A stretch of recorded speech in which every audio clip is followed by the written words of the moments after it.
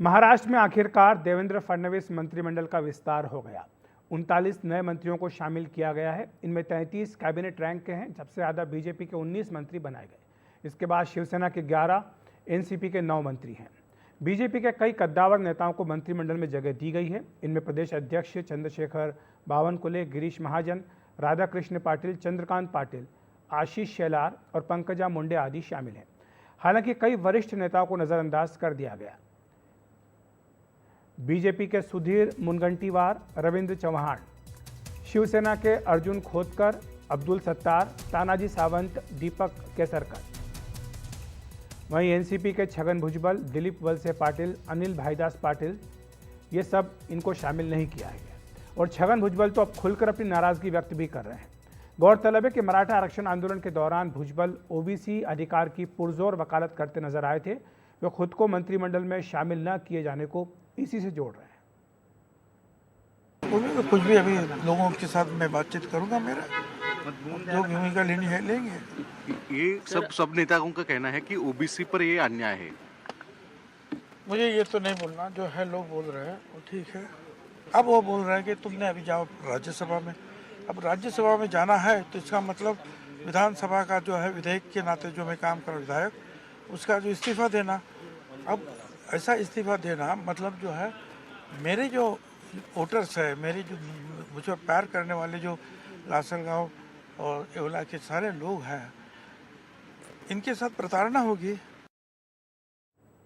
तीनों ही दलों में ऐसे कई नेता हैं जो मंत्री न बनाए जाने से नाराज हैं। इस स्थिति से निपटने के लिए शिवसेना और एनसीपी ने एक दांव चला है। उन्होंने 2.5 साल के रोटेशन से मंत्री बनाने की बात कही है, ताकि जो लोग छूट गए उन्हें 2.5 साल बाद मौका मिल सके। ये निश्चित रूप से हर मंत्री का करेंगे और परफॉर्मेंस ऑडिट में जहां ये ध्यान में आएगा कि मंत्री उचित काम नहीं कर रहे, उस समय उस मंत्री का पुनर्विचार किया जाए। इस कवायद के कई राजनीतिक मतलब भी निकाले जा रहे हैं। राजनीतिक विश्लेषकों के अनुसार अपने विश्वस्त रविंद्र चौहान को देवेंद्र फडणवीस मंत्री नहीं बना पाए, तो क्या मंत्री चुनने में फडणवीस को फ्री हैंड नहीं मिला, यह सवाल पूछा जा रहा है। इसी तरह पंकजा मुंडे, आशीष शेलार और नीतीश राणे को जगह मिली है। पंकजा मुंडे की वापसी बंजारा समुदाय को बड़ा संदेश भी है, और वहीं ओबीसी और मराठा के बीच ध्रुवीकरण का नतीजों पर जो बड़ा असर पड़ा है उसका भी रिफ्लेक्शन है। नीतीश राणे के जरिए कोंकण में शिवसेना के वर्चस्व को चुनौती देने की कोशिश की जा रही है। वहीं छत्रपति शिवाजी के वंशज शिवेंद्र राजे भोंसले को मंत्री बनाया गया है। शिवेंद्र राजे को मंत्री बनाकर मराठा समुदाय को संदेश दिया गया है, जबकि यवतमाल से आदिवासी विधायक अशोक उइके को जगह मिली है। और अमिताभ तिवारी राजनीतिक विश्लेषक हमारे साथ बने हुए। अमिताभ, ऐसा लगता है कि जो जाति समीकरण हैं वो हावी रहे हैं बनिस्बत की जो क्षेत्रीय संतुलन बिठाने की कोशिश होती है उसके। देखिए, बहुत बड़ा मैंडेट है और सभी पार्टीज के पास बहुत सारे एमएलएज हैं।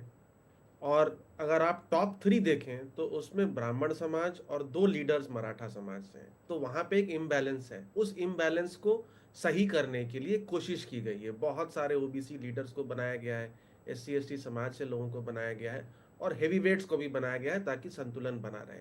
यूथ और एक्सपीरियंस का भी इसमें एक मिश्रण है।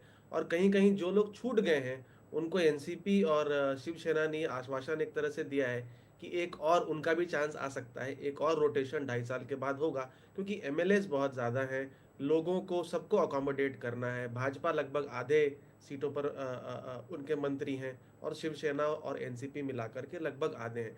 तो एक तरह से बहुत सारे बैलेंसेज हैं इसमें। कास्ट बैलेंस है, रीजनल बैलेंसेज है, एज बैलेंस है, जेंडर बैलेंस है।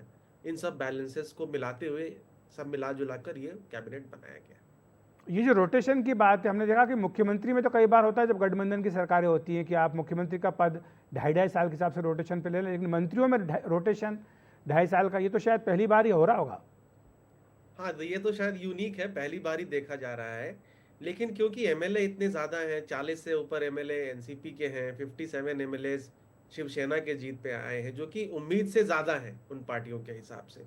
तो ये सब लोग अब बोर्ड चेयरमैनशिप्स वगैरह में भी अकोमोडेट नहीं हो सकते, क्योंकि 235 तो आपके एमएलएज हैं अलाइज के साथ मिला करके। जी। तो इसीलिए ये फॉर्मूला बनाया गया है, ताकि क्योंकि एनसीपी शरद पवार और शिवसेना यूबीटी इन दोनों पार्टी से भी खतरा बना रहेगा, क्योंकि वो हो सकता है जो एमएलए नाराज हो उनको अपनी तरफ लेने की कोशिश करें। तो इसलिए ये मैसेज दिया गया है ताकि सब लोग यहाँ पर इकट्ठा रहें।